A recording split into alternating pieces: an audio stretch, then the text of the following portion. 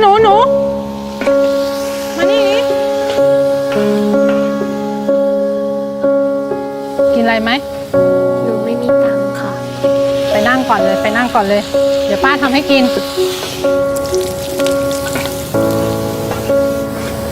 ทำไมป้าใจดีจังอะคะโอ้ยใจดีอะไรกันไอ้แค่ข้าวจานเดียวก็จะบอกให้นะ มีคนหนึ่งอะใจดียิ่งกว่าป้าอีกพลอยเที่ยงแล้วตื่นได้แล้วลูกถึงแม้เขาจะจู้จี้จุกจิกลงไปกินข้าว ไม่ดูแลตัวเองเรื่องมาก แม่ไปก่อนนะเพื่อนรอไม่ถูกใจเราสักอย่างทำไมแม่โทรไปไม่ติดอ่ะพลอยก็รีบกลับมาแล้วนี่ไงป่านนี้นี่คือรีบใช่ไหมพลอยก็กลับมาป้าแม่แม่เป็นห่วงเนี่ยแม่ควรปล่อยพลอยบ้างอะ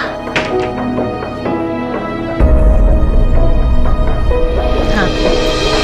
ข้าวผัดไก่ไข่เจียว ไม่ใส่หัวหอมป้ารู้ได้ยังไงอะครับว่าหนูชอบอันนี้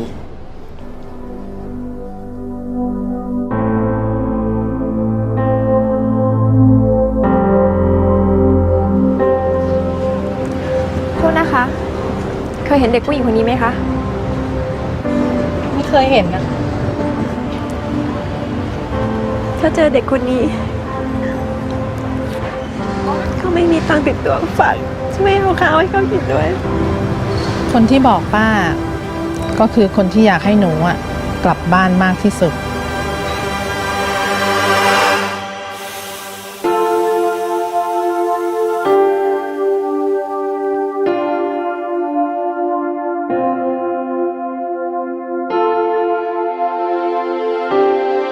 ช่วงนี้ลูกสาวกำลังจะสอบเลยอยากให้แกกินของดีๆ